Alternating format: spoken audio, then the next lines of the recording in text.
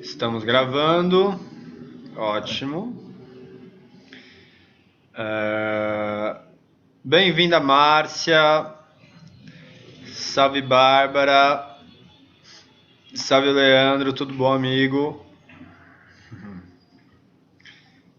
Pessoal entrando aí aos poucos. Bom. Perdão. Temos aqui um encontro muito especial. Nessa sexta-feira, dia 28/10. Sexta-feira pré-segundo turno, né, de um momento bem importante para o nosso país. E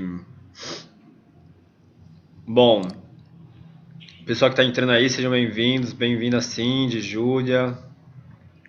Feliz que vocês estão por aqui. Bom, esse encontro de hoje está acontecendo porque no final do mês passado, ainda antes do primeiro turno, eu estava vindo de Santa Catarina para São Paulo e tive o privilégio de vir junto com o Vinícius, né? A gente veio 2 dias aí conversando bastante no carro, né, amigo? E foi tivemos conversas muito maravilhosas a respeito, né, de todo esse contexto que estamos vivendo politicamente falando. E disso veio esse desejo, essa vontade de a gente poder trazer esse assunto também de uma forma compartilhada com vocês.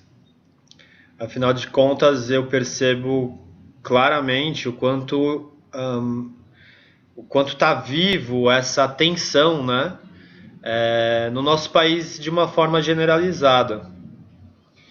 E para mim, o que é muito interessante é perceber que o resultado que acontecer agora, domingo, e com certeza traz direcionamentos importantes, né, em termos de governança, liderança, claro.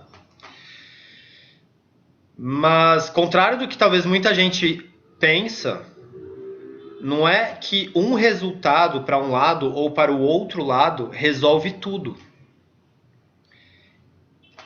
Talvez, na verdade, o resultado ele só marque o início de muito do que tem que ser feito. E tudo isso que a gente está tendo agora em termos de conflito, tensão e essa coisa, né? Talvez isso seja um retrato do que já estava acontecendo por baixo dos panos há muito tempo.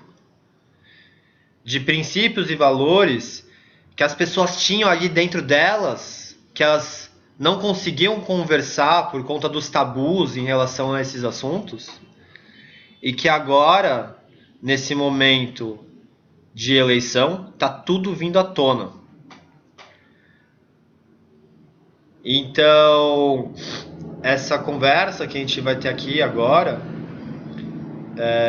para mim é uma conversa muito importante para a gente ter clareza do que a gente faz com tudo isso, com todas essas informações, como a gente se coloca e como a gente inicia esse trabalho. A gente está num país extremamente polarizado e uma das maiores dores é perceber que essa polarização, esse distanciamento, essa anulação, ela já existe. Quantas relações já se romperam completamente por conta da falta de diálogo e da incapacidade de realmente conseguir escutar uns aos outros e poder nos lembrarmos daquilo que nos une, que nos conecta. né? Então, trouxe aqui esse grande amigo maravilhoso, estudioso, incrível, que é o Vini, que tem muito a somar, a compartilhar enfim, e trazer um contexto histórico, direcionamentos muito interessantes, questionamentos muito massa a respeito de tudo isso. Quero deixar aberto para que nesse nosso encontro vocês também se sintam à vontade em participarem, perguntarem, questionarem, para que a gente faça isso realmente com várias mãos. Não precisa ser só eu e Vini aqui falando, pelo contrário. Se a gente quer falar sobre democracia, política, esses conflitos que estão tão vivos, é muito maravilhoso que a gente possa fazer isso com todos nós aqui participando ativamente, com a tua voz, com a tua realidade, com o teu contexto. Então, deixo aqui aberto para que todos nós, assim, tenhamos esse espaço seguro de uma escuta atenta, de uma abertura para o diálogo e, enfim, eu sinto que esses são pontos importantes. Para quem está acompanhando, me está com a câmera desligada, eu gostaria de convidá-los a abrir a câmera, porque isso torna o nosso diálogo também um pouco mais íntimo, mais próximo. E tá tudo bem se você não necessariamente estiver aí parado, que nem a gente, numa mesa, assim. Se você estiver, às vezes, sei lá, lavando louça, fazendo sei lá o quê, não tem problema, mas realmente faz diferença quando a gente tá aqui vendo uns aos outros. Então, se for possível, super convido para que vocês abram a câmera, para que a gente tenha nessa proximidade. E passo a bola aí pro Vini também se apresentar, trazer o seu axé e vai que vai, assim seguimos, tá bom, gente? Oh, gratidão. É maravilhoso a gente ter a oportunidade de fazer, de travar um diálogo, né? E a gente, todo mundo me escuta bem? Sim? Maravilha. Bom, meu nome é Vinícius, né? Eu sou formado em filosofia, trabalho com cinema, com cocriações narrativas, enfim, participo de diversos processos, né? E para mim, justamente a capacidade do ser humano de dialogar e de aprender através do logos, né? O que é diálogo, né? Diálogo é através do logos, em grego. E logos significa razão, discurso, argumento, enfim, é um verbete imenso, né? E não só o drama acontece através do logos, ou a narrativa, né? Narrativa que vem do latim, inaros, que é dar a conhecer, né? Quando a gente vai contar uma narrativa, e aliás, essa palavra tem se tornado bastante comum ultimamente, né? As pessoas usam narrativa até hoje como sinônimo de mentira, né? Ah, sua narrativa e tal. A narrativa, o dar a conhecer, é justamente você escolhe o que você coloca em primeiro lugar, o que vem em segundo e o que vem em terceiro. Isso é contar, né? Que nem contar um, dois, três, você conta uma história. Se você contar errado, você promove um efeito diferente. Quem já tentou contar uma piada e errou a ordem dos fatores já percebeu que você pode estragar uma piada porque você não sabe contar ela direito, né? E, e é muito interessante a gente perceber assim lá no começo, lá na Grécia Antiga, como que era importante a articulação do verbo, da articulação da palavra na hora de convencer alguém sobre qualquer tipo de argumento.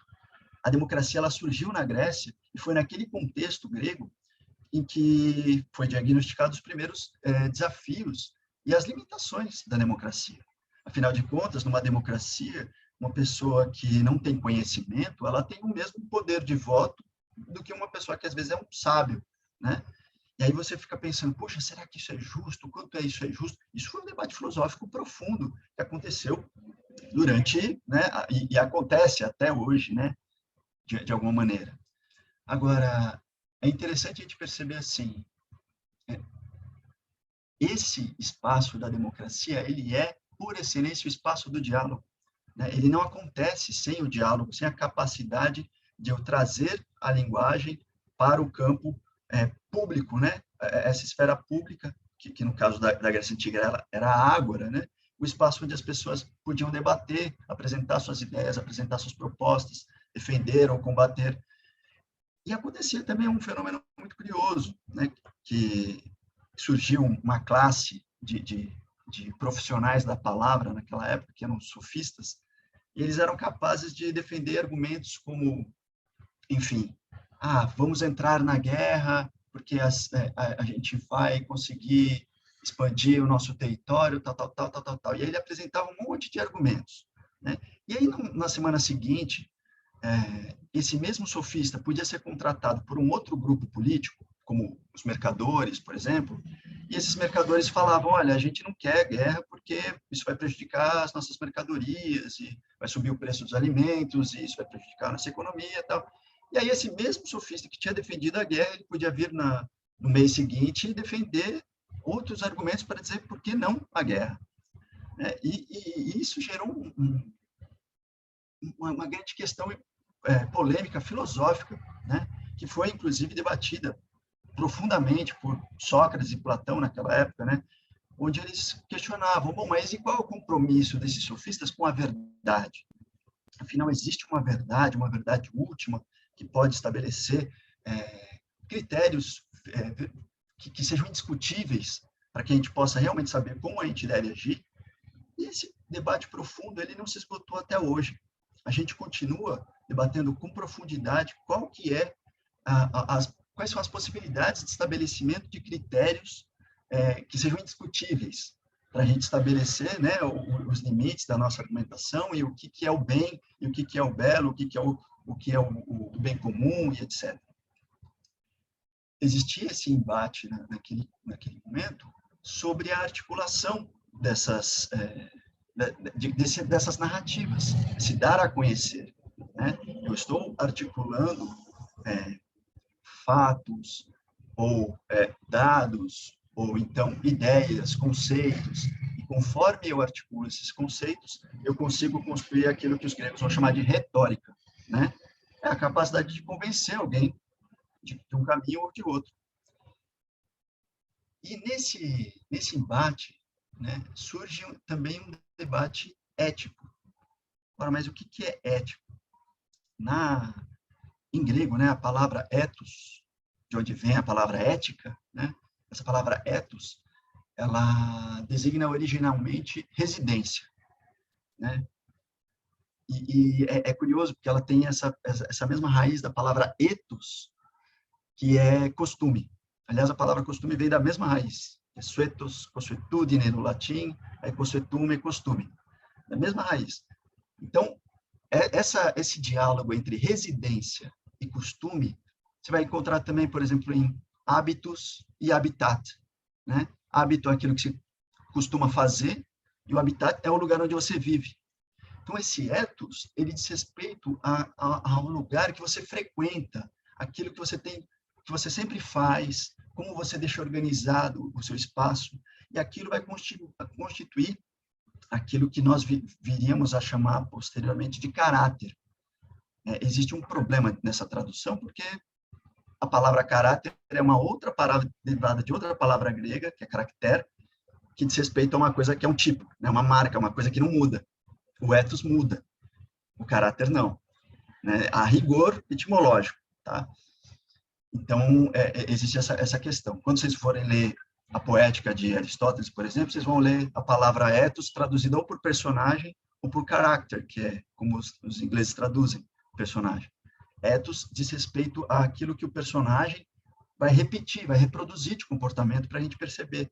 Esse personagem é um personagem preconceituoso. Então, ele vai ter que reproduzir esse preconceito durante toda a trama para chegar num momento ali que ele vai ter que mudar esse caráter. Ele vai ter que ser encurralado pela própria trama e aí ele vai ter que mudar, né? E essa mudança de chave no caráter do personagem é o que vai gerar a catarse, né? Aquilo que é a purificação. A purificação, o encontro do reequilíbrio, né? Toda falha de caráter que acontece numa narrativa, que a gente vê uma narrativa dramática, por exemplo, a estrutura dramática, ou seja, das peças de teatro, elas são configuradas a partir de um elemento estrutural, que eu apresento essa falha de caráter. Essa falha de caráter ela é reiterada, ela é reafirmada ao longo da peça, até o momento, que seria, digamos, o quarto ato, se eu pensar numa estrutura de 5 atos. O quarto ato é um momento em que o personagem fica preso. Toda a história que vocês vão ver, essas histórias tradicionais, de narrativa tradicional, tem um momento perto do final em que o personagem ele fica preso, ou ele perde um grande aliado, ou ele fica encurralado, né? E é um momento onde ele realmente, nesse beco sem saída, ele é obrigado a rever os seus valores, ele é obrigado a repensar a sua atitude. E ali é um momento em que ele pode agir de uma maneira diferente. E aí ele tem que abandonar a sua antiga identidade para afirmar uma nova identidade, né?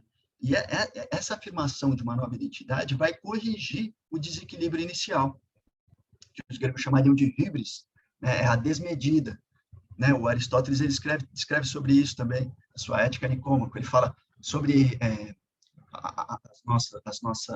a híbris, ela é algo que a gente carrega, qualquer tipo de virtude que a gente tem, ou em excesso ou em carência, né? Se eu tenho, por exemplo, coragem é uma virtude. Se eu tenho ela em falta, eu tenho falta de coragem, isso é uma híbris, é uma desmedida, é um desequilíbrio. Mas se eu tenho muita coragem também, isso também é uma híbris. Isso pode me tornar uma pessoa temerária, uma pessoa que não consegue medir as consequências, eu vou fazendo tudo de qualquer jeito, né? Então, esse momento último do quinto ato, ele é o restabelecimento desse equilíbrio. Ele é que vai se dar nessa catarse, vai ser a correção dessa falha de caráter, por assim dizer, desse personagem. E eu acho que a gente está vivendo só um momento, um dos infinitos momentos em que nós estivemos nesse quarto ato, né? Esse momento em que a gente está no beco sem saída, ali encurralado, e que a gente fala assim, bom, ou eu abandono a minha antiga identidade, ou eu vou fracassar no meu propósito de transformação, e não vou conseguir completar essa jornada heróica, né, de transformação, né? Não vou conseguir estabelecer o meu novo ethos, né? Eu vou ficar preso àquele antigo ethos e eu vou perder essa oportunidade. E todos nós, na nossa vida particular, a gente é o tempo todo chamado para mudança. Aí, todos nós temos nossos vícios, nossas imoralidades, nossas fraquezas, né? Todos nós temos os nossos desafios, cometemos nossos pecados, o que quer que seja. E a vida, ela, de tempos em tempos, nos traz oportunidades para a gente enfrentar esse desafio e transformar. E aí vocês percebem, puxa vida, apareceu agora uma oportunidade nova de um emprego, apareceu uma nova oportunidade de uma nova ação, ou de um relacionamento e tal. Mas essa pessoa aqui tem aquele defeito que eu não consigo lidar, né? Ou então, de novo, esse problema na minha vida. Esse problema que se repete na sua vida é mais uma oportunidade para você aprender a lidar com ele. E como que você está lidando com ele? Se você chega e fala assim, não, mas eu sou assim mesmo, eu não mudo, porque eu não vou mudar por causa dessa pessoa, tal.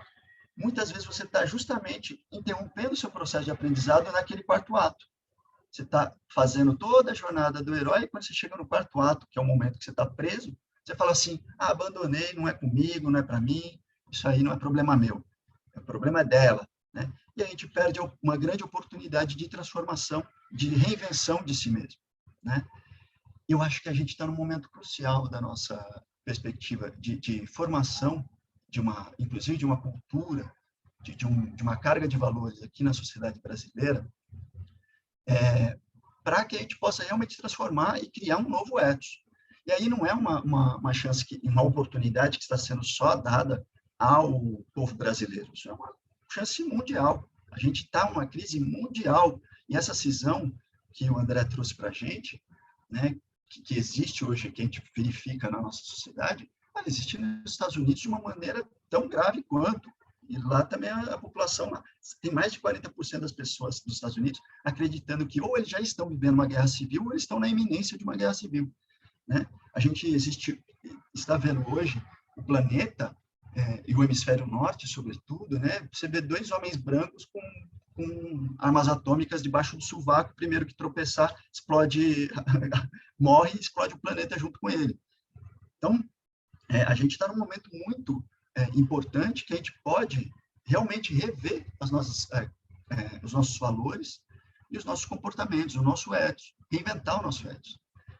E olha, eu passei a minha vida inteira pensando como que eu seria capaz de alcançar, dentro da minha própria vida, a luz que me tocava o coração, que eram as palavras do Evangelho, né? Aquilo que ele me falava assim, ama o próximo como a ti mesmo. Quando alguém me falava isso, eu pensava, cara, não tem nada mais lindo. E eu não tenho como querer ser mais amigo de alguém do que alguém que pensa assim. Porque se eu pensasse num amigo que fala assim, não, eu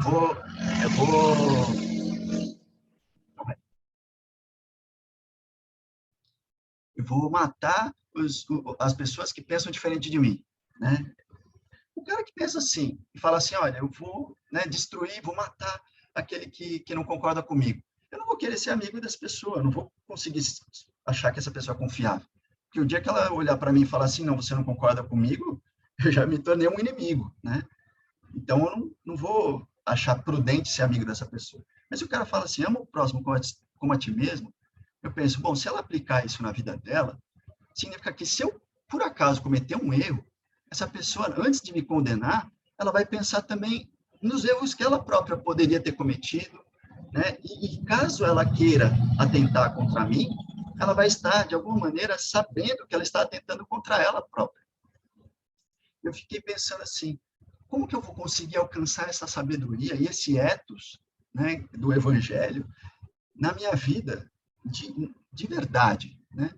E a única resposta que sempre me veio, e eu acho legal, quem quiser compartilhar outras perspectivas, né? Mas a única resposta que me veio foi de entender efetivamente de que todos somos um, né?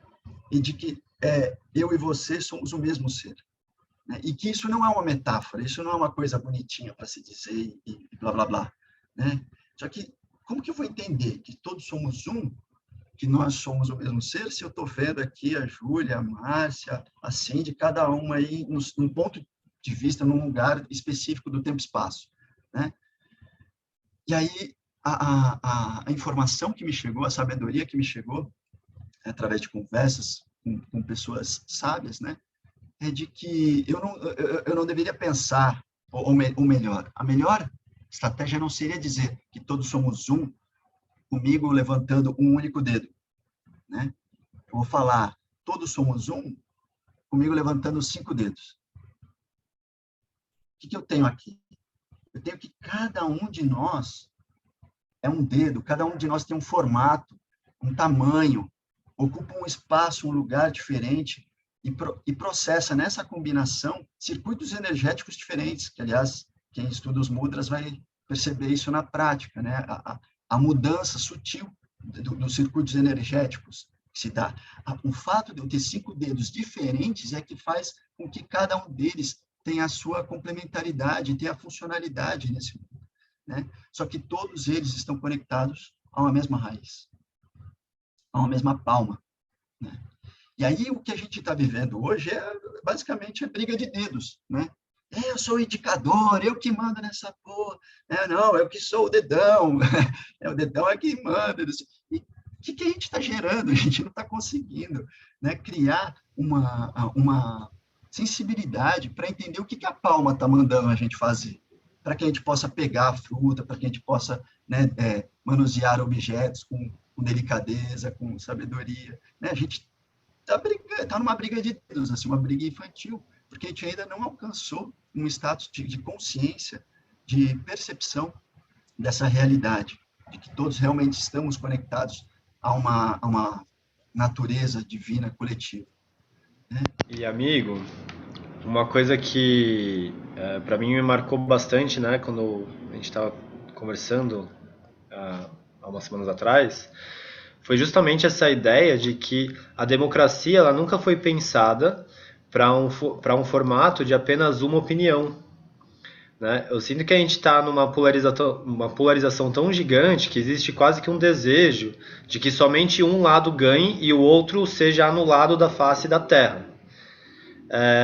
Porém, em nenhum momento da nossa história a democracia foi utilizada, concebida, criada para esse cenário onde só existe um tipo de visão de mundo, valores, que seja mas ela foi concebida justamente para criar o diálogo em meio aos conflitos. Então eu sinto que a gente está sendo convidado de uma forma assim realmente empurrada assim por todos esses movimentos a refletir como a gente lida com os conflitos.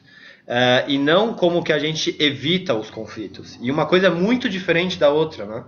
E aí, queria fazer esse convite para você falar um pouquinho mais disso, porque eu sinto que esses são pontos muito massa, que tem um link direto com o que você está trazendo também. Perfeito, porque a regência de uma única perspectiva sobre a realidade, ela seria uma perspectiva totalitária e não democrática, né? A democracia, ela se dá na pluralidade de perspectivas. E justamente isso eu acho muito importante. E você falou dessa palavra, né? Você falou de opinião, né? No meio do seu discurso, você falou a palavra opinião. Quando a gente estava falando lá sobre Sócrates, né? Uma das questões que Sócrates trazia era como que eu vou distinguir uma opinião de uma verdade, né? E ele queria encontrar uma verdade que fosse última, absoluta, né? Que respondesse a tudo. E a palavra opinião em grego é doxa. E se eu pego e acrescento a palavra doxa, o sufixo ma, eu tenho a palavra dogma, que é de onde vem a palavra dogma, né? Esse sufixo ma eu atribuo para as coisas que são acabadas, concluídas, completas, né? Então, kinesis, por exemplo, é movimentação. Kinema, de onde vem cinema, né? É um movimento acabado, feito, né? Você vai ter em drama, vai ter poema, tudo esse ma, ele designa uma coisa que acabou, já está concluída. Então, uma doxa, que se torna um dogma, é uma opinião que não se mexe. Eu falo assim, eu não vou mais mexer nessa opinião. Essa opinião, ela se tornou uma verdade, eu assumo ela como verdade e não coloco ela em risco. Eu não consigo mais, e eu não permito, né, que essa opinião seja mexida.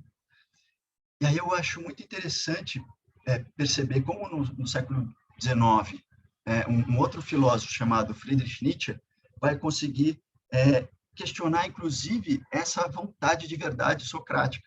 Ele vai falar, puxa, essa vontade de verdade, ainda que possa ser legítima, e de fato é, né, na perspectiva histórica da construção do pensamento humano, a gente tem que querer encontrar uma verdade, ele vai falar, olha, tudo que você conseguir construir como verdade vai ser sempre parte de uma perspectiva, vai trazer essa noção de perspectivismo histórico. Você vai sempre falar dentro de uma determinada linguagem, que não foi construída por você, mas que foi articulada de uma determinada maneira, né? Então, você também, seus valores estão submetidos ao seu processo histórico, aos valores que estão circunstanciados dentro do seu momento histórico, e com isso Nietzsche não vai simplesmente questionar os dogmas da igreja, os dogmas, inclusive, do liberalismo, né, da formação da sociedade burguesa que vinha se constituindo naquela época, né? Ele vai falar o seguinte, é mais do que isso, ele vai questionar a própria moral enquanto fundamento de algo universal. A ideia da moral, e isso foi um debate filosófico tão presente em toda a história, né? A ideia era sempre encontrar valores morais que fossem últimos e absolutos, que pudessem servir para todas as sociedades. E o que Nietzsche vai fazer, e depois dele eu não conheço ninguém que tenha resgatado, que tenha voltado atrás disso, porque para mim é uma prova irrefutável que ele traz, é de que a moral, ela é produto histórico e ela é, portanto, particular. Não existe uma moral universal. Toda moral, ela é fruto de valores, de potências, de forças, de relações de forças que se dão num determinado momento histórico. Então, você pode ver assim, mesmo no Brasil, na década de 90, eu cresci assistindo Trapalhões, né? Nos Trapalhões a gente tinha piada contra homossexual, com o Dedé, tinha piada contra preto, que era o Mussum, tinha piada contra nordestino, que era o Didi, né? E, enfim, ali não existia um valor moral que julgava aquilo naquele momento histórico como algo problemático, né? A partir dos anos 2000, por exemplo, esses filmes começaram a ficar em desuso, cair em desuso, né? Porque as narrativas que eles apresentavam não conjugavam mais com os novos valores morais de uma nova moral que estava surgindo, né? E se a gente pegar ainda o começo dos anos 2010, o que a gente vai perceber? Uma disputa de valores morais no campo das redes sociais. a gente vai ver ali, puxa, eu lembro muito esse debate falando, puxa, agora a gente democratizou os meios de comunicação, a gente pode ter liberdade de se expressar e tudo mais. Só que a gente estava sendo manipulado por uma política de algoritmos que a gente não percebia como elas estavam nos manipulando para o enfrentamento e para a divisão, né? Tem uma máxima do Maquiavel que ele diz, né? Dividir para conquistar, né?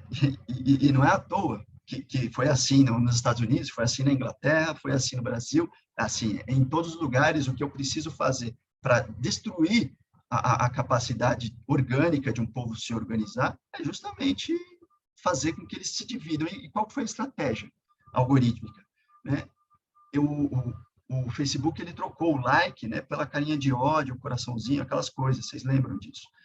Quando eles fizeram isso, hoje é sabido, é público, que o Facebook percebeu que as carinhas de ódio estavam gerando mais engajamento. E o Facebook recebeu um relatório, né, de que com esse engajamento maior das carinhas de ódio, as pessoas estavam reproduzindo mais discurso de ódio e mais fake news, mais desinformação. O Facebook escolheu falar assim, não, vamos manter essa política, porque está gerando mais engajamento, né, e tudo bem. O que aconteceu naquele momento?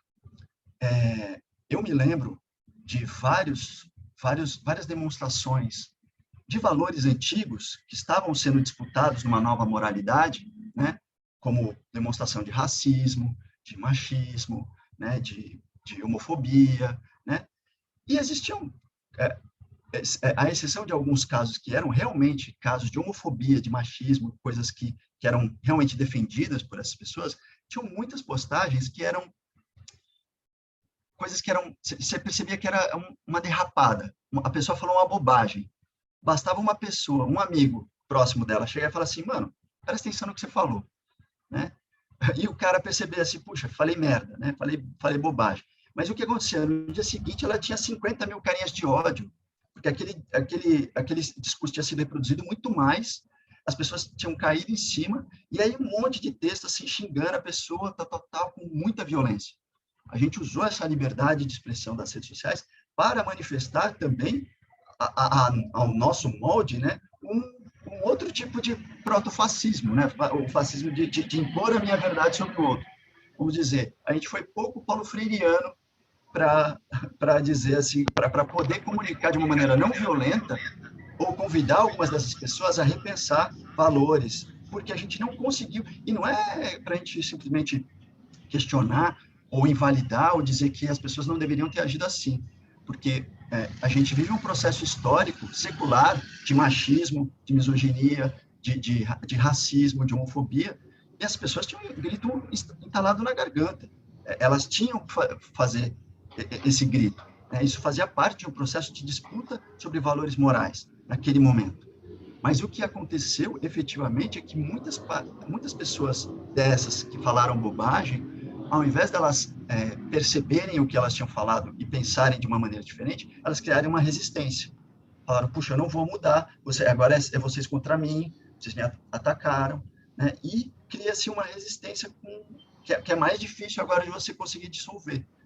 A gente precisa agora aprender essa nova E amigo, só pegando uma licença aqui, porque eu sinto que eu, pessoalmente, o pessoal talvez possa compartilhar se também tem percebido isso. Mas para mim está muito presente essas conversas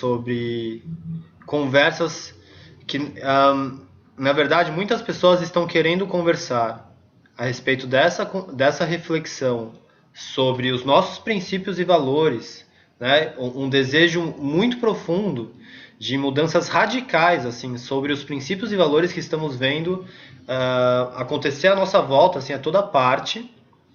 Porém, muitas pessoas, quando escutam isso, falam sobre dados. Ah, não, mas tal presidente fez isso, isso, isso, isso e isso. Ah, mas tal fez aquilo, aquilo, aquilo, aquilo, aquilo. E coloca um conjunto de ações como uma justificativa para contra-argumentar. Sendo que, na verdade, a conversa, num primeiro plano, era uma conversa com o objetivo de refletir a respeito dos princípios e valores que estão assim na raiz da questão e não tanto sobre quem fez 2 hospitais ou um hospital ou sei lá o que, sabe? É óbvio que é importante a gente refletir sobre dados, com certeza não estou tirando o mérito disso não. Mas o que eu estou dizendo é que talvez tenha um desejo muito grande de muitas pessoas conseguirem dialogar sobre esses princípios e valores que estão assim sendo colocados à prova mesmo. Porque o que eu percebo é que é como se existisse uma desconfiança de ambos os lados. Uma desconfiança que é tipo, mesmo se o seu candidato, que eu sou contra, ganhar a eleição, será que eu posso mesmo confiar que você vai zelar por esses princípios e valores que eu tô querendo colocar aqui na mesa? Eu sinto que essa desconfiança ela está generalizada. Então, até na minha vida pessoal, assim, com pessoas muito próximas a mim, eu tenho refletido muito sobre isso, que é como então a gente, de uma certa forma, consegue diluir esse moralismo tão forte, tão enraizado, e acho que seria até massa você trazer até esse contexto histórico do Brasil, do porquê esse moralismo está tão forte, assim, polarizado, para que a gente possa chegar numa conversa a respeito de princípios e valores, porque eu sinto que é aí que a gente começa a dialogar na raiz do que a gente gostaria de ver sendo transmitido, independente de direita e esquerda, apesar de cada um pode ter o seu posicionamento, ok?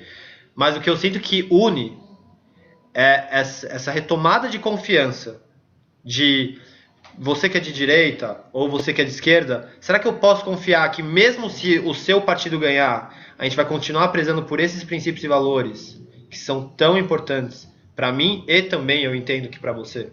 Não, alguns pontos que eu estou trazendo aqui. Perfeito.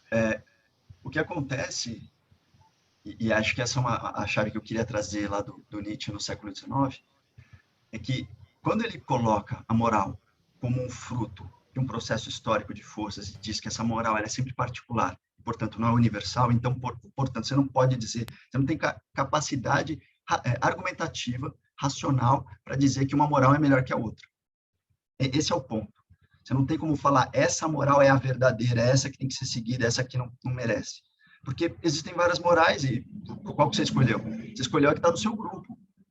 Basicamente isso. Então, ao invés de você agir segundo as prescrições morais, a proposta é que você haja de uma maneira ética. E o que seria a ética? Enquanto a moral ela já prescreve o que é proibido, o que é permitido, o que é obrigatório, você tem uma tabelinha de coisas que não está escrito em lugar nenhum, mas cada um tem dentro do seu próprio ser, da sua própria psique, né? Alguns valores, algumas imagens do que pode ser permitido ou não. Enquanto a moral ela diz o que pode e o que não pode, a ética ela te faz perguntas.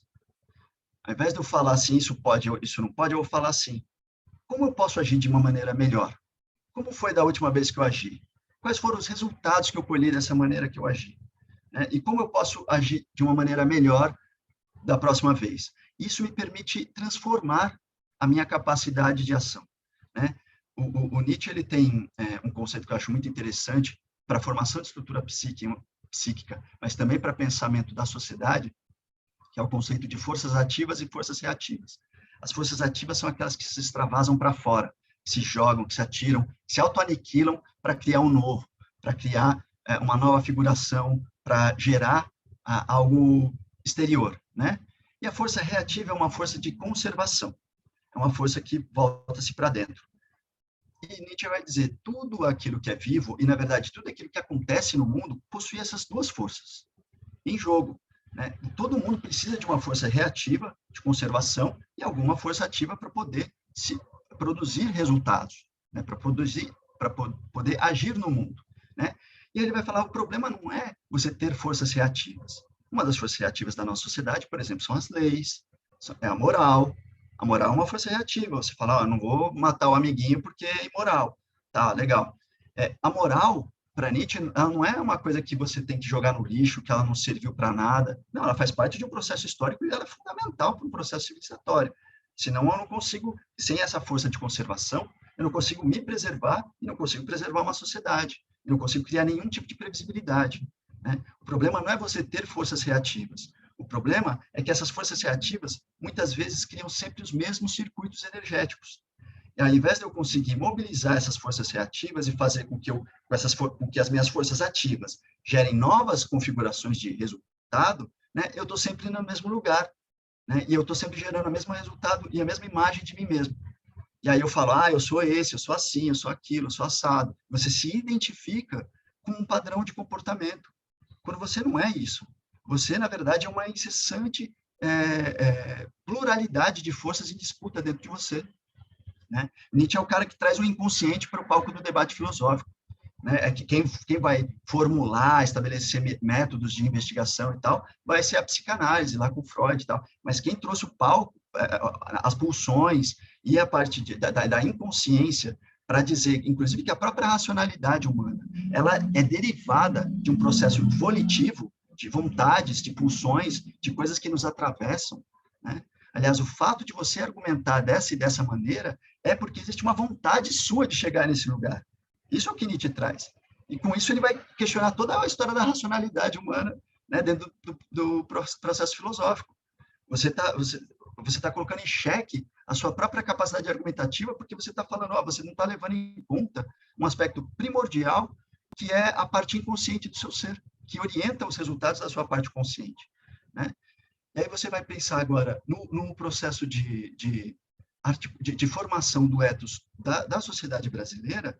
Bom, a gente tem uma série de coisas que a gente poderia falar, que eu acho que seriam pertinentes aqui para a gente pensar. Mas vamos pensar na configuração da nossa república, né? Uma república que nasce de um ressentimento das elites, vamos chamar as elites brasileiras, essas pessoas que eram proprietárias de terra, tal, eles ficaram ressentidos com o fim da escravidão e queriam enfrentar a coroa justamente por causa disso. Né? Isso foi uma das barganhas, inclusive. Você tirou os escravos da gente, agora o poder político é isso. Você tem que dar, né, uma compensação. Né? E a coroa estava muito fragilizada por uma série de outros motivos. Mas quando acontece a república e com o passar do tempo vão se estabelecendo os códigos dos valores das revoluções burguesas aqui no Brasil, a gente tem, por exemplo, o Código Napoleônico, né, que é formado por por 4 bases, vamos dizer assim, né, o direito à família, o direito à propriedade, o direito à igualdade e o direito à liberdade. Isso é base para todo o funcionamento do Estado burguês. Né? Agora, vamos pensar, como que esses milhares, milhões de pretos escravizados que foram trazidos para o Brasil tiveram direito à família? Vamos só pensar geograficamente. Se você tem lá no sistema de plantation, nas plantações de café, nas plantações de cana e tudo mais, você tinha algo em torno de 200, 300 homens pretos para uma mulher. Como que você vai ter uma constituição familiar depois que você liberou, que você acabou com a escravidão? Essas pessoas foram jogadas ao ar livre, né? Enquanto você tinha em lugares mais urbanos, por exemplo, fábricas têxteis, alguma coisa assim, né? Você via 50, 60 mulheres para um homem. Então, você tinha um desarranjo completo, né, demográfico, para você poder fazer com que essas pessoas tivessem algum direito à família. Isso para começar. Direito à propriedade, como que as pessoas vão ter direito à propriedade? Elas acabaram de perder, de sair da escravidão, só que elas não têm acesso a nenhuma terra. Não foi feito no Brasil uma reforma agrária. Aliás, os Estados Unidos fez uma reforma agrária no século XIX. Aqui no Brasil, até hoje, falar em reforma agrária é comunista. Mas o Abraham Lincoln fez reforma agrária nos Estados Unidos. O que acontece?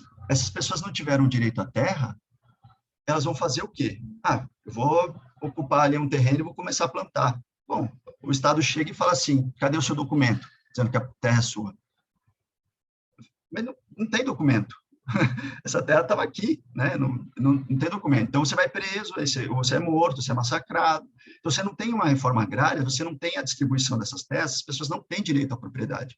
Esse direito à propriedade, que é basilar para o Código Napoleônico do Estado burguês, não foi atendido para essas populações. Direito à igualdade é direito à igualdade perante a lei. Não preciso dizer que isso aqui nunca existiu, nem no Brasil e nem em lugar nenhum do mundo, né? Não sei se alguém conhece algum lugar onde isso realmente é aplicado a rigor. Pode ser que exista, né? Mas certamente não no Brasil, nem nos Estados Unidos, nem em lugares assim de histórico colonial. Agora, direito à liberdade de contrato. Não é liberdade de qualquer coisa, é direito à liberdade de contrato. Em última instância, é o direito que eu tenho de sair do meu emprego no McDonald's e ser explorado pelo Burger King, né? Porque eu não tenho outra capacidade, eu não tenho direito à educação, eu não tenho, né, acesso a outros mecanismos. Então, direito de contrato é eu simplesmente poder escolher quem vai ser o meu patrão, né? Mas ele nunca vai me dar dinheiro o bastante para eu conseguir arrecadar e guardar para comprar uma propriedade e tudo mais, né? E quando existem esses direitos, a gente fala assim, ah, não, mas está prejudicando o patrão. Isso é o ethos do Brasil. Esse ethos do Brasil ele foi configurado historicamente por uma elite que não quis perder e até hoje não quer perder seus privilégios, né?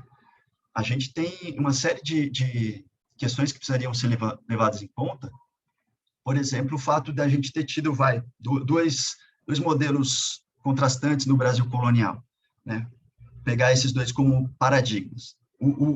A colonização do Nordeste e a colonização do São Paulo, que é o eixo caipira ali, né? Que vai dar origem a Minas Gerais, é o mesmo povo, né? Vai para Paraná, Mato Grosso do Sul, Tocantins, enfim. Essa galera que vai em busca de minérios, etc. São os bandeirantes, né?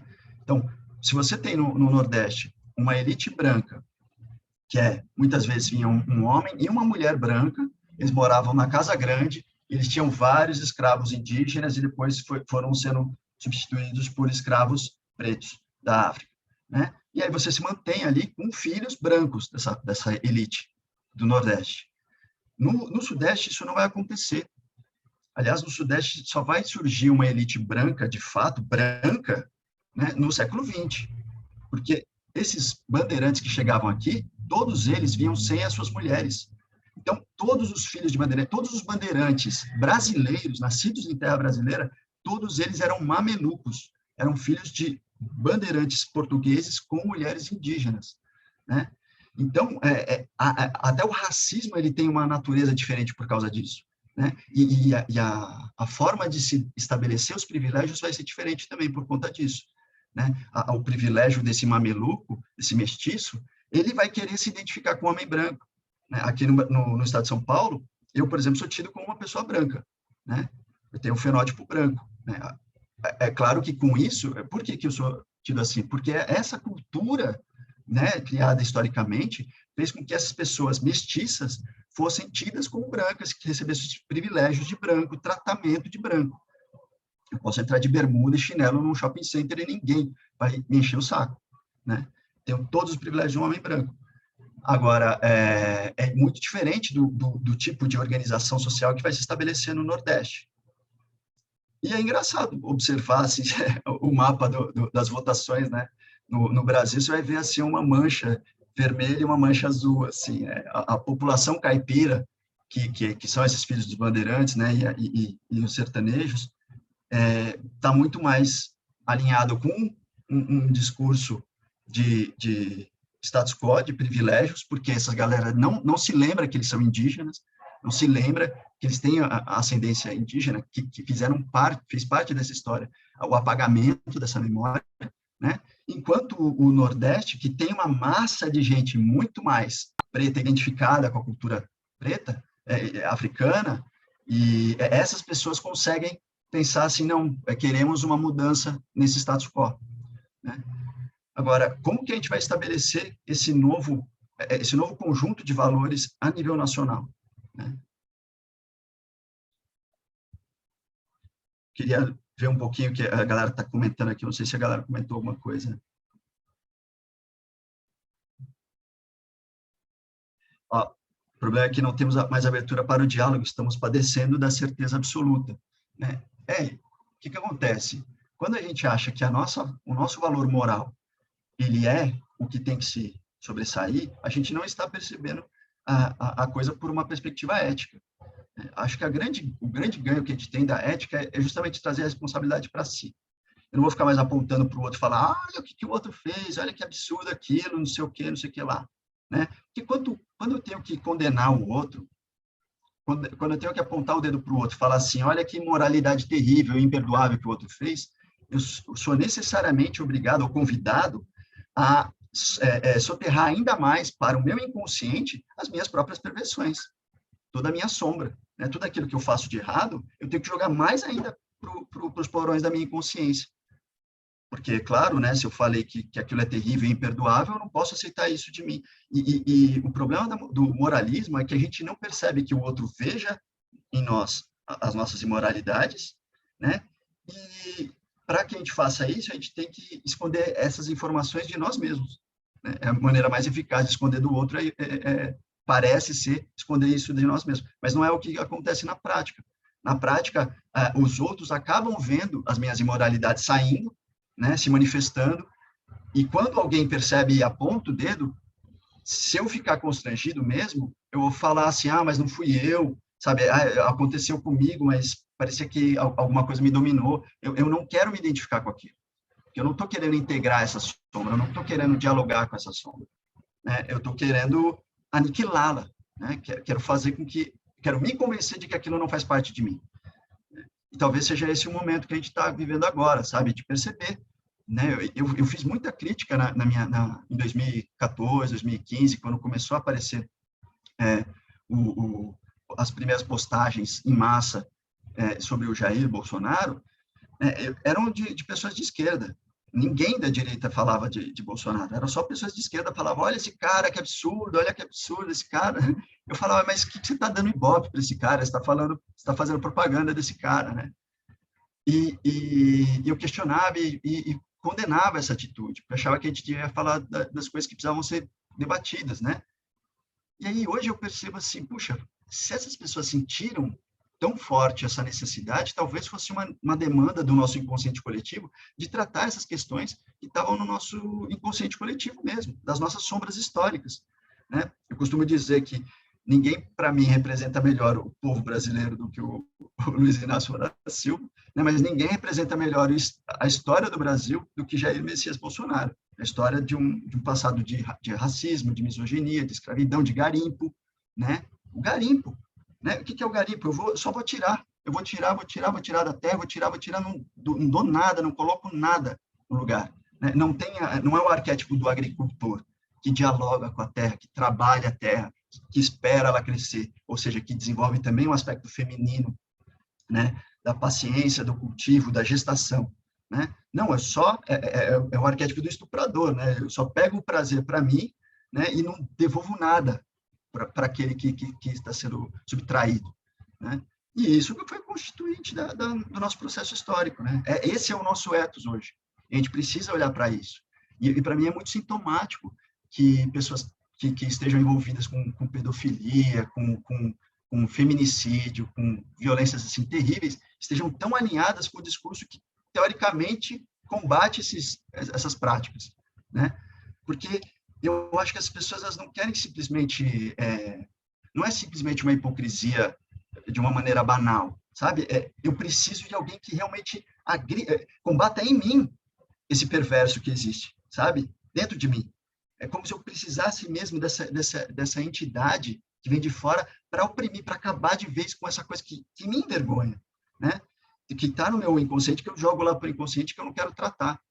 Aí você vê uma manifestação de uma mulher como a Damares fazendo um discurso, sabe, citando com detalhes, cenas explícitas, obscenas de pedofilia para um público, num lugar religioso, para um público que tinha crianças, né?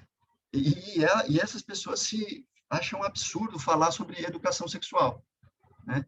É absurdo falar sobre educação sexual, mas na hora de descrever cenas terríveis como aquelas, elas falam que aquilo tem que ser combatido, mas também não teve documento, não acionou o Ministério Público para fazer alguma coisa a respeito.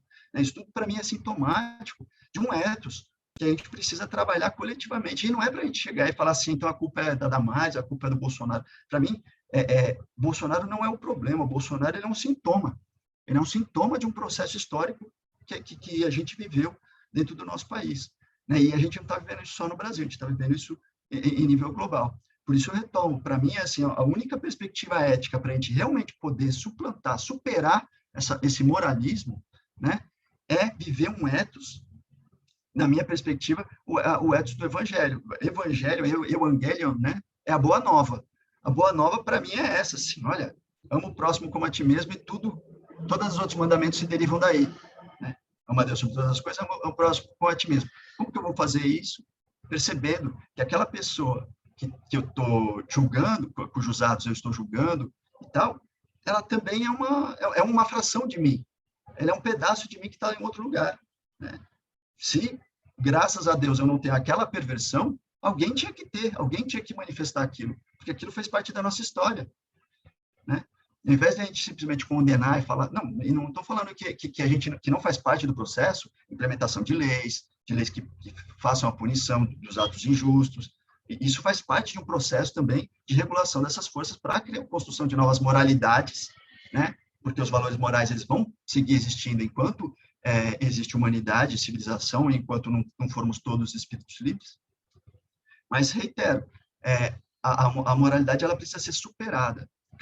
Eu penso como Nietzsche, né? O Nietzsche, quando ele fala superação, a palavra em alemão é Aufhebung, que dá uma ideia de ultrapassamento, mas de algo que, quando ultrapassa, carrega consigo aquilo que ele está ultrapassando. Né? Então, não é simplesmente jogar a moralidade no lixo. Não, ela traz aprendizado. É importante, ainda bem que eu vivi a moral, porque senão, imagina, eu tive vontade de desganar um molequinho, eu fui lá e esganei o coleguinha ali. Né? Eu preciso de freios, de contenção, que me impedem de fazer bobagem. Né? Então, preciso de algum tipo de refreamento desses impulsos. Mas, para eu conseguir superar isso e me tornar um ser livre, para poder um dia chegar e falar assim, não, eu agi pela minha própria responsabilidade, eu não estou fazendo isso porque os ancestrais mandaram, não estou fazendo isso porque o que o meu grupo falou que tinha que fazer, eu estou fazendo por conta própria, porque eu achei que devia fazer.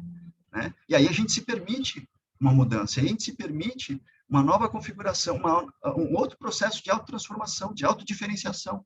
Né? E aí a gente pode superar aquele quarto ato do drama, né? A gente finalmente conseguir essa catarse, essa transformação para os novos desafios que virão. Né? Não é simplesmente instaurar agora o paraíso na Terra. É conseguir avançar para os novos desafios que tem que chegar, né? Ô, Vini, tudo bem? Eu posso pegar um gancho dentro disso que você está falando? É só porque você está falando tanto que o próprio Nietzsche ele fala que não existe a moral, né? Existe a moral e o imoral. O amoral, a falta de moral, ela não existe porque cada grupo vai ter uma moral própria, né? E dentro disso que você está falando é muito engraçado, porque assim a gente pensa, o Jair Bolsonaro trouxe isso ou qualquer pessoa que fosse. Mas a gente for pensar, por exemplo, na época do Nietzsche, já usavam os estudos dele para propagar o antissemitismo, tanto que ele reforçava dentro dos livros dele que ele não era antissemita, né? E aí, pegando um pouco esse jogo todo, eu trabalhei entre 2017 e 2019 numa igreja grande evangélica. Nada contra os evangélicos, né? Mas, assim, desde o começo de 2017, já era perceptível que, assim, com a força dessa... Porque a religião, ela cresceu muito, né? E os líderes, né? As grandes lideranças são muito conservadoras, já era perceptível que só precisava de uma cara. Assim, não necessariamente o Jair Bolsonaro, teria que ser o Jair Bolsonaro. Podia ser qualquer outro que tivesse o mesmo conjunto de valores, que trouxesse o mesmo conjunto de ideias, ia estar ali, como o Hitler foi também. o antissemitismo ele já estava nascendo lá no final de 1800, né? A gente vai ter a Segunda Guerra Mundial, se eu não me engano, 1918 ou 1945, salvo engano. Não, é mais para frente. É isso. Mas a gente vai ter lá para meados de 1900, ou seja, é uma coisa que vai crescendo socialmente, né? É um problema da sociedade como um todo, que não foi digerido muito bem, e vai crescendo até onde um dia a gente chegar e ter uma cara para isso, né? Valeu. Perfeito. A gente tem um processo. Bom, existem várias características, né, disso que a gente chama de fascismo, né? Às vezes a gente fala de fascismo e historicamente a gente poderia falar assim, o fascismo ele é uma ideologia política, etc., né, associada à extrema direita e tal, tal, tal. Tudo bem. A gente pode fazer essa avaliação histórica e isso pode nos gerar resultados para determinados tipos de análise. Mas de uma perspectiva ética, onde eu preciso trazer a responsabilidade para mim, isso adianta muito pouco, né? Aí, para mim, acho que vale mais a gente pensar o fascismo de uma perspectiva psíquica, né? Ou seja, qual é a necessidade que eu tenho de sobrepujar o outro para impor a minha própria verdade, né? E chegar e falar assim, não, esse outro está errado e meu valor moral é o valor que tem que ser implementado coletivamente. Esse tipo de fascismo, ele existe em todos nós, né? Em todo mundo tem um pouquinho dessa manifestação. A gente pode chegar e ter atitudes autoritárias, atitudes que são violentas, agressivas com o outro, só porque ele pensa diferente da gente, né? E esse exemplo que eu estava falando dos algoritmos é parte disso. Aliás, eu costumo brincar que quem elegeu o Bolsonaro foi a esquerda e não a direita. A direita não podia ser qualquer um.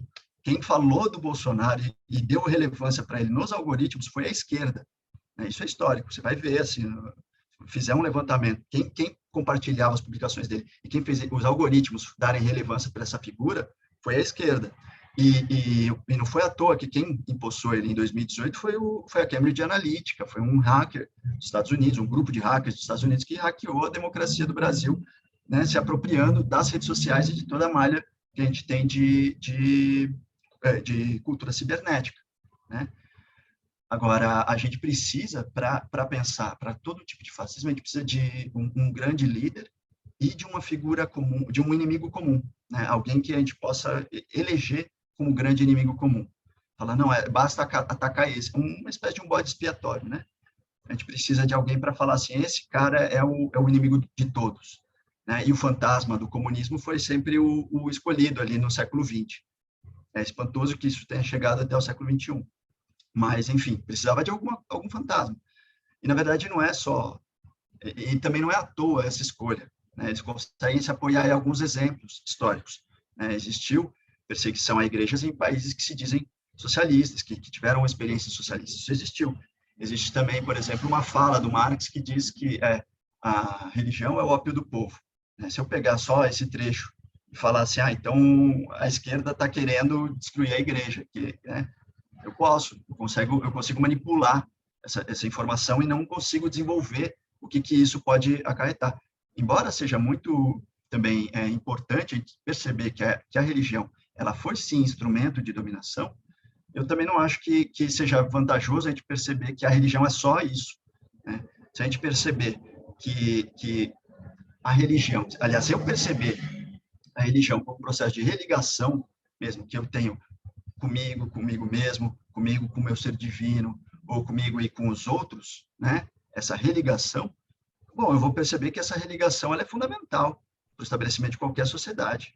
E aí você vai perceber, mesmo no movimento soviético, né, nas revoluções soviéticas, bolchevique, você tem ali também um processo que é basicamente uma troca de símbolos, né? Eu tenho agora uma nova figura de um novo líder, um novo partido, aí todo mundo uniformizado, essa coisa, sabe, de uniformizar o discurso, de falar que todo mundo tem que ser assim, e pregar esses valores.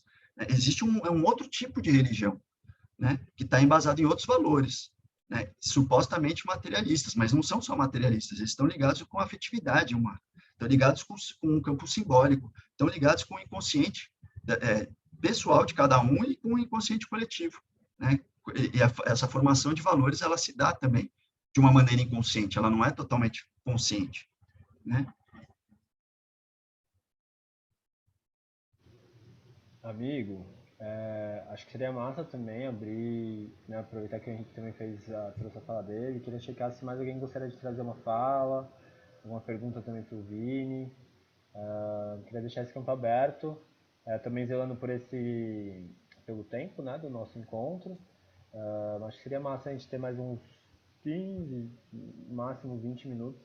Aí caso alguém tenha perguntas, acho que seria legal também abrir esse momento. Perguntas, reflexões, se quiser trazer, manda bala.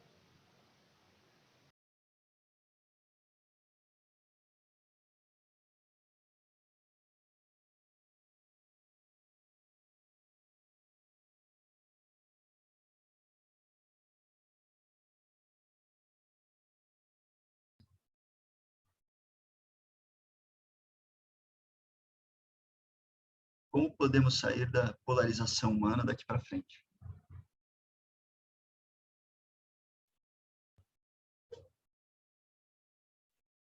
Olha, eu acho que assim, como eu disse, aí pode ser um limite da minha própria imaginação.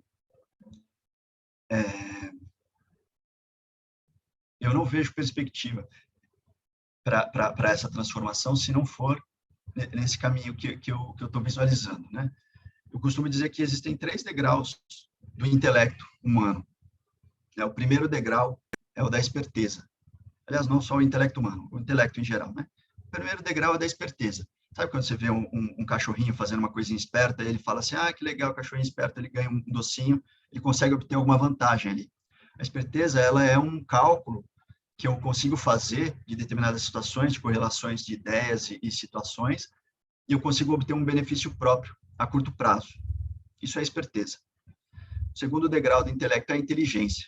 Eu começo, sim, a criar previsões de maior alcance, né, de longo prazo. Consigo perceber que antes mesmo de eu fazer a execução e tomar aquele benefício para mim, eu posso já prever também as ocorrências daquela tomada de benefícios e as outras implicações. Então, eu começo a sofisticar o meu cálculo a longo prazo, né?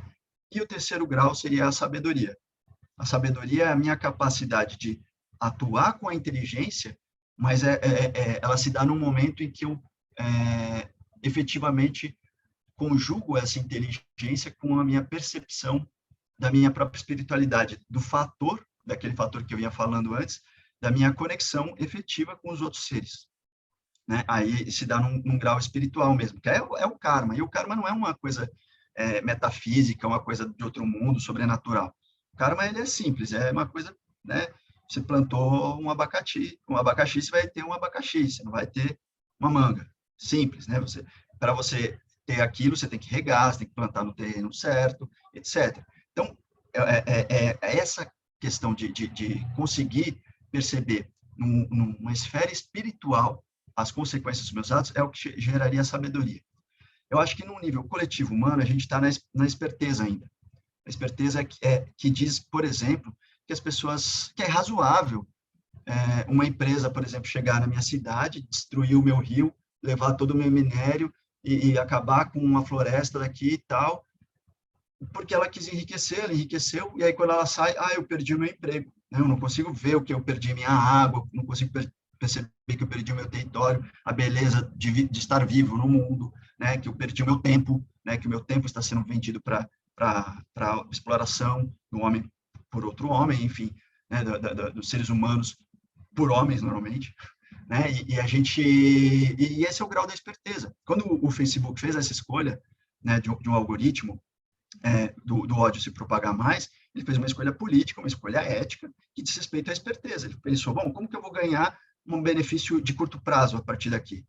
Beleza, ele ganha esse benefício de curto prazo. O que aconteceu? O ambiente se tornou tóxico, né? Quase ninguém mais tem o mesmo tipo de engajamento que tinha anos atrás naquela rede social. O ambiente se tornou tóxico, muita gente debandou daquela rede social, as novas gerações não entram lá, né? E o cara teve que mudar o nome da empresa, que era o carro-chefe dele. Né? Isso, para mim, ele é muito sintomático. Você percebe que o fato dele não conseguir prever a longo prazo, ele não desenvolveu nem a inteligência, muito menos a sabedoria. Porque se ele tivesse alguma sabedoria, ele pensaria, puxa, o que eu posso fazer para melhorar a experiência dos meus usuários? Como que meus usuários vão ser mais felizes, mais potentes, mais saudáveis, mais prósperos usando a minha rede social? Né? E vão ser mais felizes, gostar de vir aqui. Não, ele só pensou assim em engajamento e tal, não sei o quê, e as pessoas ficaram com raiva, né? E aí sentiu mesmo. Fez uma cisão histórica. Mas eu acho que isso tudo faz parte de um momento importante, né? Acho que faz parte de um processo de desenvolvimento que a gente precisa se defrontar, né, com essa esperteza que dominou o século XX, né, que é esse capitalismo retrógrado que a gente vive até hoje, né? Que, poxa, em 2016 a gente viveu um golpe de Estado no Brasil, né? Algumas pessoas ainda não se dão conta. A pedalada fiscal. Se aquilo fosse realmente um problema tão grave, por que quando o Michel Temer assinou lá a legalização da pedalada fiscal, por que eles não fizeram o mesmo estadalhaço? Por que eles não chegaram e, nossa, meu Deus, vamos acabar com o Michel Temer? Né? Se aquilo era tão grave, né? E o Michel Temer fez, o Bolsonaro fez, todo mundo fez pedalada fiscal. Pedalada fiscal não é nada, é um truque financeiro de arranjo de contas, né? O que aconteceu é os grupos de capital que se articularam por motivos diferentes para depor uma presidenta eleita, fez com que cada um deles estivesse agindo na esperteza de cada um. Cada um pensou assim no seu próprio ganho, né, no seu próprio ganho. E é um dinheireco, né, perto do desdobramento que deu, né, do que a gente tem colhido hoje como resultado desse processo. É terrível. Você percebe que eles perderam muito mais. A Fiesp, que pagou o pato lá em 2016, viu um processo de desindustrialização que a gente não tinha tido até então, um processo de desindustrialização histórico que a gente tem vivido nos últimos anos, né? O agro, hoje, ele paga muito mais imposto para poder comprar um trator, para poder comprar um maquinário. A tecnologia que existia, que o Brasil vinha desenvolvendo, que podia gerar um tipo de produto de valor agregado, que a gente chama, né, foi simplesmente desmantelado. A gente perdeu dinheiro da ciência, da educação, da pesquisa, né? Então, a gente conseguiu fazer com que tudo aquilo que vinha sendo uma conquista histórica se entrasse em conflito. Existem 5 tipos de capital que a gente fala, esse grande tipo de capital, né? O capital midiático, né? O capital das grandes mídias, o capital industrial, o capital agrário, o capital do varejo, né? Distribuição de alimentos e coisas assim, de produtos, né? E o capital financeiro. Né? Cada um deles tinha uma motivação diferente para apoiar esse tipo de golpe, né? E foi um golpe parlamentar feito por um cara que depois foi preso, né? Foi preso porque realmente era criminoso. Então, tipo, enquanto sociedade, se a gente não parar para observar o que a nossa elite, as nossas elites fizeram para destruir a democracia, ou seja, o compromisso que a gente tinha feito em 88, né, de respeitar uma Constituição Federal, qual que é o efeito a longo prazo dessas dinâmicas, né, de tentar segurar o status quo, de falar assim, não vai tirar o meu privilégiozinho aqui, né? E olha só, eu estou falando dos meus parentes bandeirantes lá, que agora estão lá na Amazônia garimpando, né? Já garimparam tudo aqui em Minas Gerais, em Goiás, não sei o quê, agora estão lá garimpando na Amazônia, né? Que eu sou paulista. Então, o que está acontecendo ali? Que essa galera eles estão perdendo a chance de ver qual é o tipo de riqueza efetiva que a Amazônia tem para ganhar dinheireco, para ganhar, sabe, migalha, porque não tem perspectiva de mudança, né? Ah, mas ele ganhou milhões ali, conseguiu comprar um carro. O que é isso? Se ele pudesse perceber, tivesse uma visão a longo prazo, ele perceberia, puxa, dá para ganhar mais dinheiro ainda fazendo coisas boas, com a tecnologia, com biotecnologia, inclusive, né, com outros modelos de exploração do território, se for para a gente ir por aí, né? Porque acho que a gente também tem que começar a pensar outros modelos econômicos que não sejam simplesmente expansionistas, que sejam, sabe, querer crescer e crescer e crescer. A gente tem que pensar em como a gente fazer uma bioeconomia, uma economia que seja biomimética, que imite mais a natureza. Porque a natureza, ela sabe como é que faz as coisas. A natureza, ela fica crescendo. Só que quando tem o câncer é que faz isso, né? A natureza, ela chega num ápice e ela se estabiliza, né? E ela cria aí vale até a pena para quem quiser pesquisar depois sobre a economia Dunnett, né? De a Kate Raworth, acho que é uma economista inglesa que desenvolveu uma mecânica, né? Que ela economia de rosquinha mesmo, Dunnett de rosquinha, né? Porque tem o núcleo ali que você tem o básico para ser suprido e você tem um limite que você não pode ultrapassar, porque senão você começa a degradar o meio ambiente, né? Esses são só modelos que a gente precisa agora pensar para articular outras estratégias de desenvolvimento, né? Que não é só um desenvolvimento urbano, um desenvolvimento econômico, é um desenvolvimento espiritual, né? Eu acho que isso é fundamental para a gente vivenciar nesse próximo momento. E a Bárbara falou do patriarcado, que eu acho que é fundamental, assim, fundamental para a gente conseguir pensar um eixo de transformação. Para mim, o que a gente está vivendo hoje é fruto de um desequilíbrio do masculino, do masculino, do masculino. Excessivamente uma energia yang, querendo dominar as coisas, né? E prejudicando o próprio feminino dentro do homem, né? E massacrando o feminino no corpo da mulher, né? A gente não conseguiu ainda estabelecer esse equilíbrio. A gente precisa aprender, reaprender, né? A encontrar esse eixo.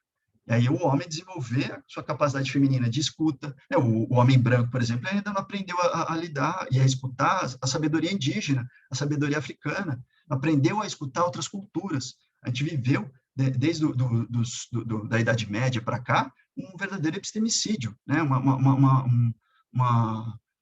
Episteme é um saber, né? Só que a epistemologia, que é aquele debate do Sócrates lá, sobre como eu encontro a verdade, como eu estabeleço a ciência, isso é epistemologia, né?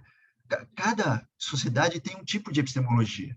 Existem culturas e formas diferentes de aprender, de apreender essa realidade, né? E a cultura europeia, ela simplesmente massacrou as outras formas de aprender, de estabelecer uma relação com o território, de estabelecer uma relação de aprendizado. E o que a gente precisa hoje é justamente aprender outras formas de aprender, outras formas de lidar com a natureza, de lidar com a própria comunidade, né? E quem pode trazer isso são os outros povos. Para mim, o hemisfério norte representa esse yang, né? O ocidente representa yang de novo. Então, o homem branco, ele é o yang do yang, né? Ele está excessivamente. E ele é cheio de ideias boas também. Ele fala, nossa, eu tive uma ideia bacana aqui, isso aqui. Ele é cheio de querer resolver as coisas e fala, não, agora deixa que eu faço, que eu sou muito bom nisso. E não consegue escutar, não consegue, sabe, acalmar e falar, puxa, o que o outro também está pensando? O que o outro pode contribuir? Como eu posso aprender com o outro? Outra forma, né? Enfim. E aqui, só fazendo um gancho, eu sinto que esse tipo de diálogo já começa a entrar no nível da consequência das ações, uma vez que a gente realmente está conversando e num comum acordo sobre os princípios e valores. Então, quando a gente começa a criar algumas réguas dessa importância de escuta, dessa importância de realmente estar não só perpetuando os privilégios dessa fração dominadora, elitista e nananã, quando a gente realmente no nosso dia a dia está atento, cultivando essa atenção, esse cuidado, essa escuta, a gente começa a criar uma régua mesmo, de princípios e valores, de como a gente quer esse diálogo, como a gente quer essas relações, né? Isso é o que vem bem forte para mim. E aí a gente começa a discutir sobre ações dadas. Porque senão fica tipo, mas tal governo fez o PIB crescer mais. Só que tipo, tem muita coisa para falar antes do PIB crescer mais, sabe? Então, eu sinto que isso que o Vini trouxe é esse cenário, né? De tipo, tem coisas assim a serem faladas antes. E pra mim, né, eu agradeço o Vini, assim, por trazer tanta. Pra mim, o Vini ele é uma das pessoas que vem. Sério, tem uma beleza, assim, de fatos históricos, nomes, né, que eu acho incrível, eu super admiro. E beber dessa fonte pra mim me nutre muito, né? E eu agradeço realmente, amigo, por você trazer assim isso que é tão vivo em ti. Porque nas minhas relações muito próximas, gente, estou falando assim de relações com meus pais, assim, sabe, de pessoas familiares, pessoas realmente muito próximas a mim, tem sido bem desafiador falar sobre alguns assuntos, envolvendo tudo isso que a gente está falando. E como ao mesmo tempo como é uma gigantesca oportunidade para a gente lapidar, né, essa nossa capacidade de primeiro, entender o que é realmente valoroso para nós. Né? Essas situações, querendo ou não, elas fazem nos questionar o que é valoroso para nós. Né? Até então, talvez estava um monte de coisa subentendida. Mas aí é colocado tipo, e aí? Então, ter esse reflexo do tipo, nossa, não, pera, mas isso aqui, isso é valoroso para mim, beleza. E colocar isso em pauta, de tá, beleza, entendi que isso é valoroso para mim, mas e agora, como consigo conversar sobre isso? Como eu consigo fazer com que a conversa vá para esse lugar e não para o lugar não é caótico. E uma coisa que me vem às vezes bem forte é que tem coisa que não tem muito resposta, mas ela precisa ser decantada, digerida. Porque aí quando você estiver na situação, né, conversando com uma pessoa que talvez o diálogo é mais desafiador ou nananã, aquilo vai vir à tona as suas angústias, frustrações, medo de falar, nananã, irritação, isso vai vir à tona. E a gente tem essa nova oportunidade de articular aqui dentro de nós, como tudo isso que a gente tá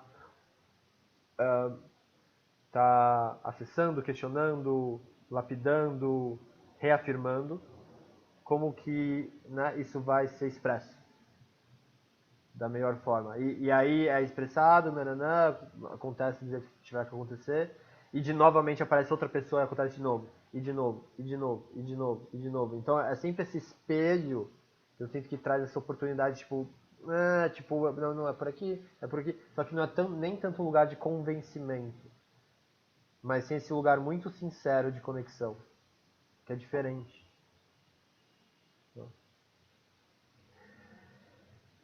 Acho que você dá uma oportunidade até de arrematar esse assunto, e voltando ali para o começo da nossa história, lá da Grécia Antiga, né? Da retórica e a capacidade do diálogo no espaço democrático, justamente que não é simplesmente uma questão de convencer o outro para obter uma determinada resposta que beneficie um determinado grupo, né? Acho que é justamente a formação de uma ética, de um ethos, que, na minha visão, tem que estar alinhada com o amo próximo como a ti mesmo, sabe? Tipo, é perceber assim que cada um de nós é o mesmo ser e só estamos em um lugar, uma perspectiva diferente da realidade, porque estamos num tempo-espaço diferente, né? E aí se conectar com esse propósito interno. Aí isso você precisa fazer, não tem jeito, acho que é através da meditação, através da oração, através, né? O mantra, essas são várias técnicas que a gente tem até para aprender a lidar com as ferramentas que estão dispostas no nosso corpo, né, os circuitos dessas pulsões que atravessam o nosso corpo, né, que o Nietzsche tinha trazido lá no século XIX, como que a gente vai trabalhar isso para gerar um equilíbrio, né? Isso efetivamente o Nietzsche não conseguiu chegar, ele não foi, não chegou a estudar isso, né? Uma linhagem mais de iniciados, né? Então, gente, também zelando pelo nosso horário, né? São 7h30 aqui agora. Quero só pegar o gancho do que o Vini acabou de trazer, porque, né, esse é nosso momento aqui semanal, toda sexta-feira às 18 a gente tem nosso encontro para falar sobre diversos assuntos, né? Quem quiser também conferir, a gente tem um canal no YouTube onde todos esses encontros de sexta-feira ficam salvos, tem mais diversos assuntos mesmo, muito massa isso. Bem feliz de a gente ter essa troca. E também temos a oportunidade, quem quiser praticar, temos a nossa comunidade de encontros de segunda a sexta-feira, né? A gente tem algumas carinhas aqui que já estão lá na comunidade e é muito massa, assim, a gente ter essa proximidade. Então, deixa esse convite também para quem quiser aprofundar, quiser conhecer mais a gente, quiser ter esse lugar de prática, de lapidação, estamos lá, a serviço para tudo isso. Quero agradecer ao meu caro amigo Vini, irmão, gratidão, amigo, por essa troca, essa fala tão maravilhosa. Admiro muito, assim, né, tudo que você traz de sabedoria, conhecimento.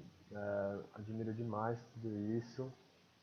Quero agradecer a todo mundo que está aqui também, participando junto com a gente ao longo dessa 1h30. Deixo aberto se alguém quiser fazer uma fala final, mas né, já se encerrando também. Mas da minha parte, super agradeço de coração. Vini, se quiser também trazer uma fala de finalização, algo do tipo.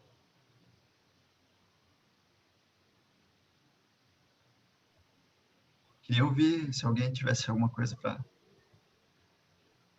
completar, ou alguma coisa que não foi dito ainda. Acho que se alguém quiser também trazer algumas perguntas, pode deixar, até, inclusive até no nosso grupo, a gente tem espaço para, né, alongar, para também não se alongar tanto. Ok. E agradecer, então, agradecer a oportunidade, André, o convite. Eu fico muito feliz de poder, enfim, trazer reflexões, né? A gente não tem respostas prontas, acho que é justamente essa busca que é o que importa nesse momento, e fazer essas ideias circularem, a gente poder realmente operar como, né, como organismos assim conectados, assim, fazer com que os pensamentos consigam se proliferar num sentido que seja regenerativo, potencializador da vida, né? Eu acho que isso quem potencializa isso é o nosso amor, né? Essa conexão com o que eu chamo de divino, né? Essa percepção do cosmos misterioso que nos habita. Então, gratidão a todos, a todas, todos. Valeu, gente. Boa sexta-feira, bom final de semana, boa votação no domingo. Seguimos juntos. Até a próxima. Um grande beijo, viu? Valeu, tchau, tchau. Arro.